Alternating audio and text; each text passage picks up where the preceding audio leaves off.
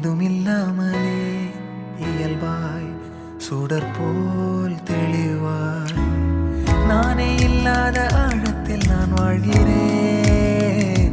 கண்ணாடியாய் பிறந்தே காண்கின்ற எல்லாமும் நான் ஆகிறேன். இரு காலின் இடையிலே உரசும் பூனையாய் வாழ்க்கை போதும் அடடா.